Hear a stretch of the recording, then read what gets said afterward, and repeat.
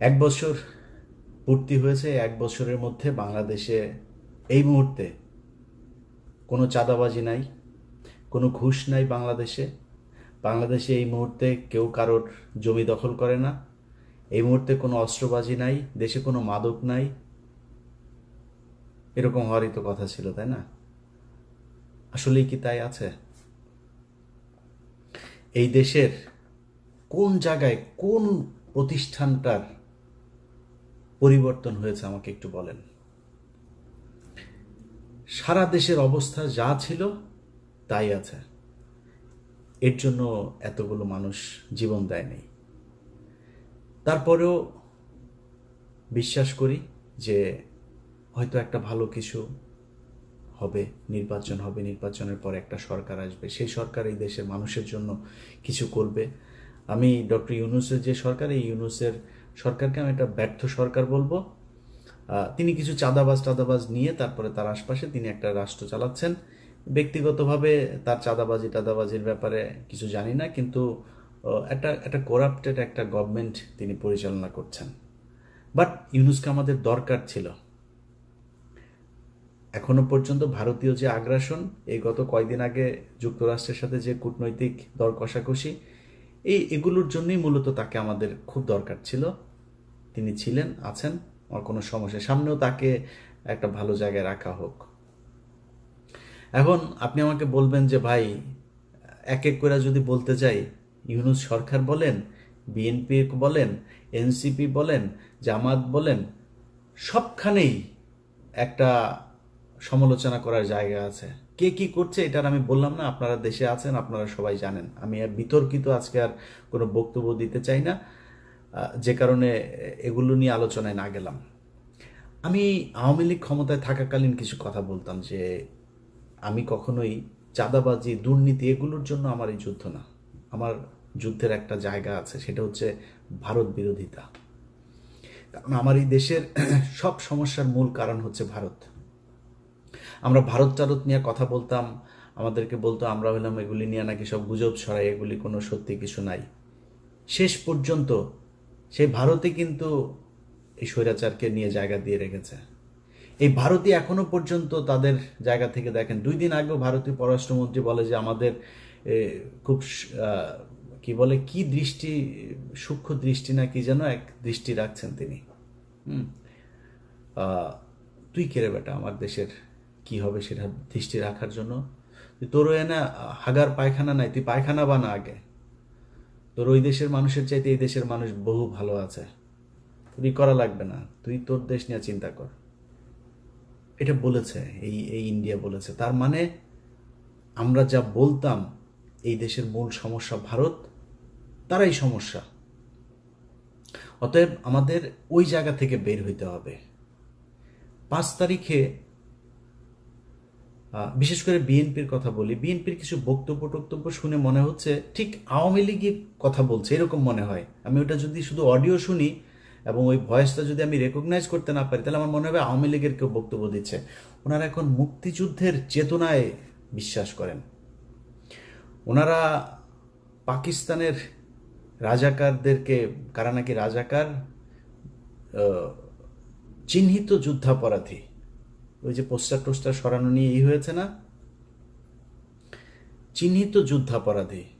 শেখ হাসিনার বিচারে যদি নাকি কেউ চিহ্নিত যুদ্ধাপরাধী কেউ মেনে নেয়, তাহলে এতিমের টাকা আত্মসাতেরটা তো মেনে নিতে হবে। খাম্বা নিয়ে যেগুলো বলে সেগুলো তো মেনে নিতে হবে, তাই না? মানবেন নাকি? সাকা চৌধুরী তো জামাত করতো না, তারটা মানবেন?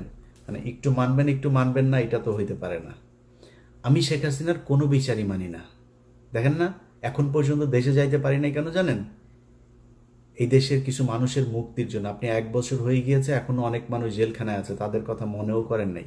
কেউ কোথাও বলেনও নাই, বলেনও না, বলবেনও না। কারণ আপনারা মনে করেছেন সামনে কিছু খাবার এসেছে, সেটা খেয়ে নেই, শেষ। এই দেশের মূল সমস্যাটা কোন জায়গায় ছিল সেখানে হাত দেন। এখন পর্যন্ত বিডিআরের লোকগুলো জেলখানায়। কোনো বড় রাজনৈতিক দল, না বিএনপি না জামায়াত, কেউ যায় নাই। এনসিপির কিছুটা, ওই যে একজন সমন্বয়ক আছেন মাহিন ভাই কিছুটা দিত, সময় দিয়েছে, সময় দেয়, এখনো সময় দেয়। এর বাইরে কোনো রাজনৈতিক দল তাদের পাশে দাঁড়ান নাই। আপনাদের সমস্যা মনে হয় না ওইটা? 25শে ফেব্রুয়ারি পিলখানার হত্যাকাণ্ড এই দেশের মূল সমস্যা, এটা মনে করেন না? যদি মনে না করেন, এটার জন্য আপনাদেরকে একদিন মূল্য দিতে হবে, চড়া মূল্য দিতে হবে। এবং এবার যদি আবারও আপনাদেরকে মূল্য দিতে হয়, সেখান থেকে বের হয়ে আসতে পারবেন কিনা এটার কোনো গ্যারান্টি নাই। ঢাকা বিশ্ববিদ্যালয়ের এখানে আপনি চিহ্নিত যুদ্ধাপরাধীদেরকে নাকি করা যাবে না। চিহ্নিত যুদ্ধাপরাধী শেখ হাসিনা কি বলেছেন? মতিউর রহমান নিজামী একজনের ঘরের থেকে এক নারীকে উঠিয়ে নিয়ে পাকিস্তান ক্যাম্পে দিয়ে এসেছেন। কার কার মাকে মতিউর রহমান নিজামী পাকিস্তানি ক্যাম্পে দিয়ে এসেছেন, আমরা সেই পাকিস্তানি বীর্যগুলোকে দেখতে চাই।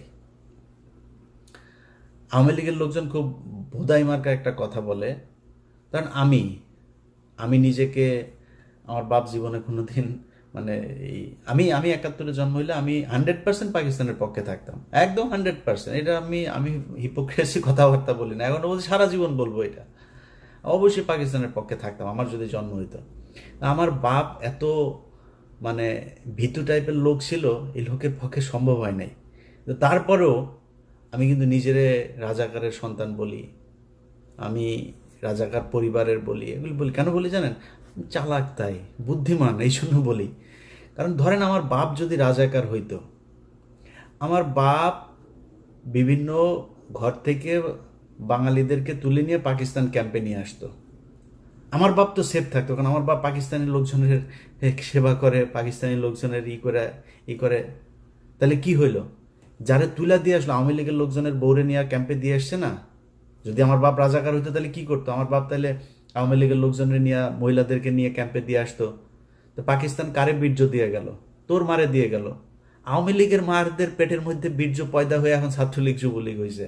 আর বাকিগুলি হয়েছে ক্যাম্প ওই সীমান্তের ওই পারে গেছিল, ওগুলির পেটের মধ্যে দাদারা দিয়ে দিয়েছে, যেগুলি এখন জয় বাংলা জয় বাংলা করে। জয় বাংলা আমার দেশের স্লোগান না, এটা ইন্ডিয়ার শিখায় দেওয়া স্লোগান। ভাই, মুক্তিযুদ্ধের চেতনা নিয়ে যদি রাজনীতি করতে চান, বহুত সমস্যায় পড়বেন। আমি ভাই বাংলাদেশ 1971 সালে স্বাধীন হয়েছিল এটা মানি না।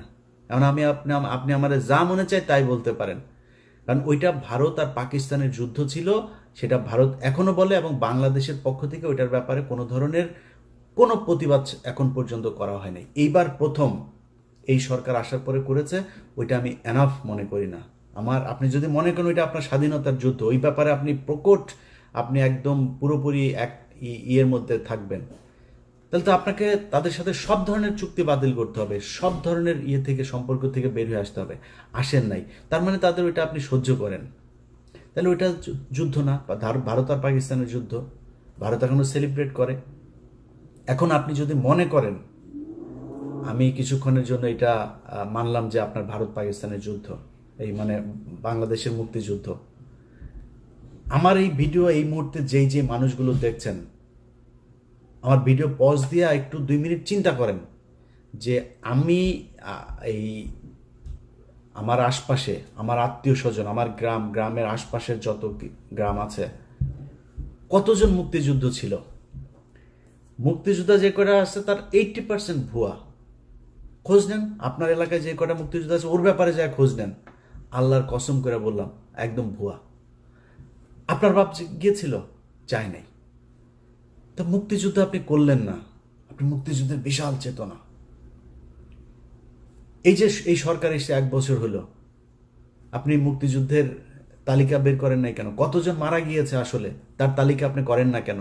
30 লাখ, 3 লাখ, 3,000, এটা কি কেন করেন না? ওইখানে ইস্যু একটা আছে যেটা করতে মানে বের করতে চায় না। ভাই, আমরা তো চাই সেই যুদ্ধে কতজন মানুষ মারা গিয়েছে তাদের প্রতি আমরা সম্মান জানাইতে চাই। বার করেন। আপনি ভিডিও দেখছেন না, বার যেহেতু করেন, আপনাকে দায়িত্ব দিলাম বের করার জন্য। আপনি চোখ বন্ধ করে চিন্তা করেন আপনার 14 গোষ্ঠীর মধ্যে 71-এ মারা গিয়েছে কেউ আছে কিনা। পাকিস্তানি মিলিটারিরা এসে কারোর মাকে তুলে নিয়ে তারপরে প্রোডাকশন দিয়ে দিয়েছে। যদি একটা খুঁজা পান, কান কেটে শুনেছি, উনি বলেছেন, তিনি বলেছেন, এইটা দিয়ে কোনো ইতিহাস হয় না।